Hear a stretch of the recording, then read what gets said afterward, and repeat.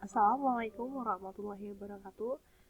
Selamat siang semuanya. Di sini kembali kita menjelaskan terkait eh, beberapa spesifikasi nutrien untuk formulasi langsung pada ternak unggas. Nah, kali ini kita akan membahas mengenai performance objektif pada ROS 708. Untuk ROS 708 ini saya peroleh dari Eviagen Brands. Sama seperti ROS 308, kalau yang sebelumnya tadi itu membahas terkait nutrient specification, tapi kalau untuk 708 ini dia lebih membahas pada performance produksinya.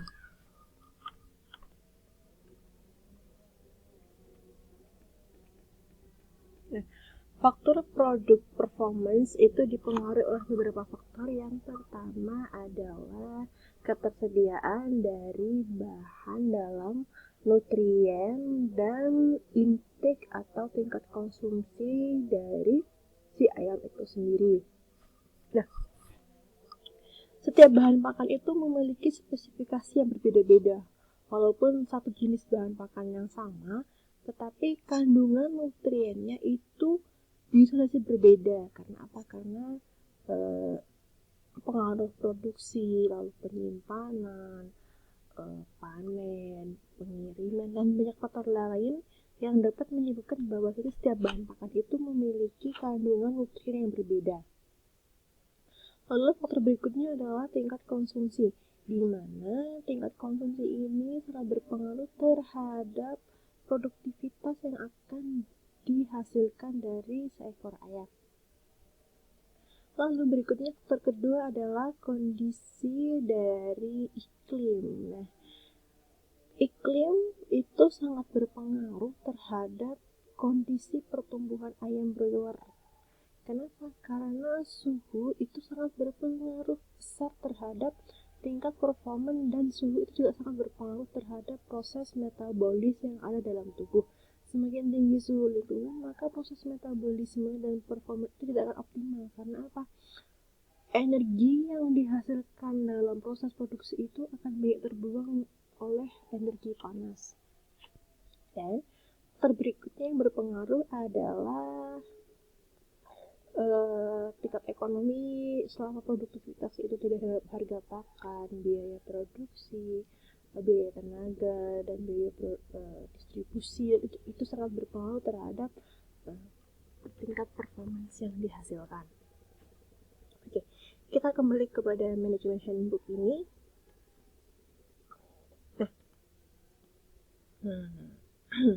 Kita bahas satu persatu dulu ya.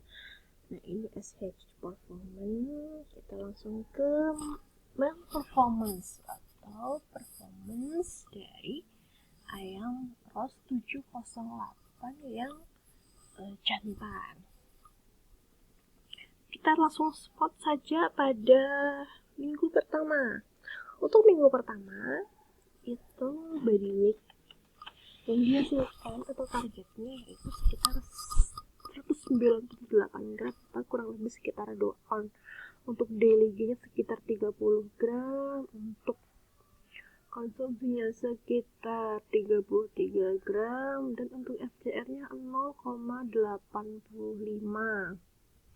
Untuk minggu kedua itu targetnya yaitu untuk bobot 497 gram, sekitar 500 gram, rata-rata pertumbuhan sekitar 43 gram, untuk konsumsi harian sekitar 60 gram, untuk total konsumsinya yaitu sekitar 515 gram, dan untuk FCR-nya ditargetkan 1,03.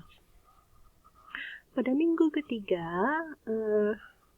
untuk jantan itu targetnya yaitu bobotnya 958 gram dengan pertambahan rata harian sekitar 66 gram, untuk konsumsi sekitar 105 gram, untuk kumulasi dari konsumsinya selama 3 minggu adalah 1,12 kg, dan FCR-nya ditargetkan 1,17. Nah, pada umur 28 hari ini biasanya banyak banget ya.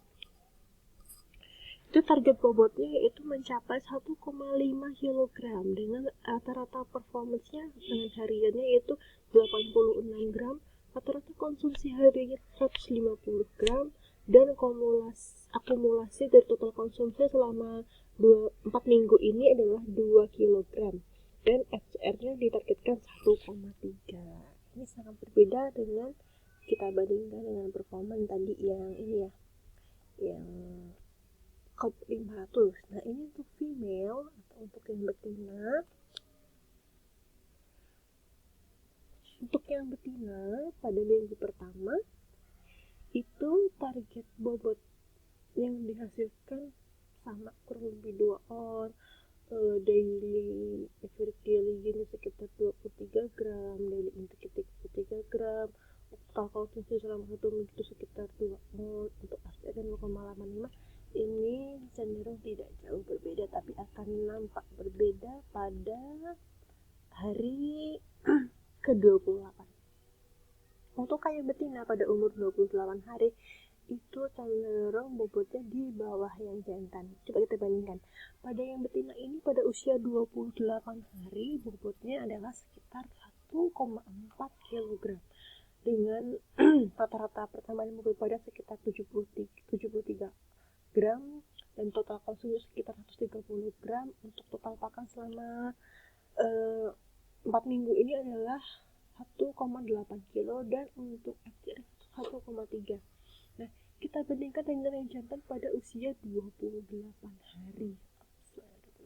Nah, pada usia 28 hari untuk jantan itu bobot air yang diharapkan sekitar 1,56.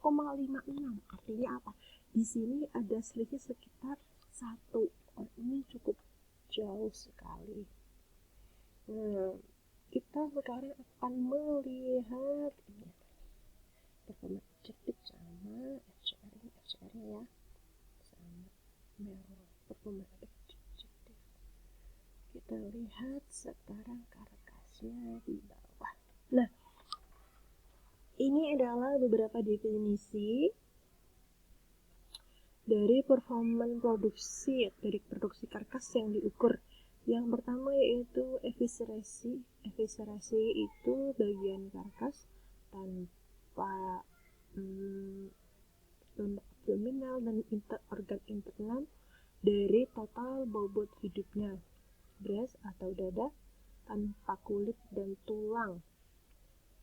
Dan untuk thigh atau drumstick yaitu drumstick berbanding dengan bobot hidup. Kalau kita bandingkan untuk yang male, untuk yang jantan, tadi bobot akhirnya 1,6 ya di sini ya. Ini persentase dadanya sekitar 22,48. Untuk thigh-nya sekitar 12%, untuk drumstick-nya 10%, dan untuk efisiensinya 72%.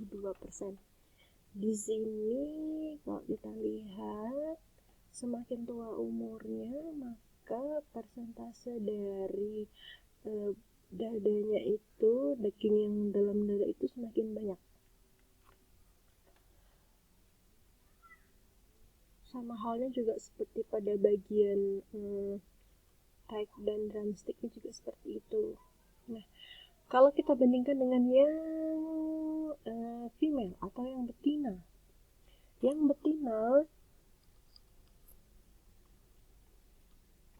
pada bobot 1,6 kg itu daging dada yang dihasilkan sekitar 23,82. Tadi kalau yang jantan berapa? 23,57 ya, pada ketinggian yang betina ya. Untuk thigh, untuk efisiensinya 73,2. Untuk yang male 73, nah untuk yang male itu organ efisiensinya lebih rendah daripada yang betina karena memang untuk pertumbuhan betina itu lebih cenderung tinggi di bagian efisiensinya. Ini nah ini kedebon atau tanpa tulang. Untuk yang jantan debon itu tanpa tulang, pada bobot dari 1,6 kg ini total daging yang dihasilkan tanpa tulang adalah sekitar 37,59%. Kalau yang betina berapa? 39,51%, artinya lebih tinggi daging yang dihasilkan tanpa tulang. Kalau dari total dari live weight 5 kg yaitu 48,18, kalau untuk yang betina 47,23. Artinya apa? Di sini terdapat perbedaan dari total daging yang dihasilkan tanpa tulang. Demikian performance objektif dari ROS 708 dari FYGen. Jika ada pertanyaan diperkenankan untuk ditanyakan. Terima kasih. Saya akhiri. Wassalamualaikum warahmatullahi wabarakatuh.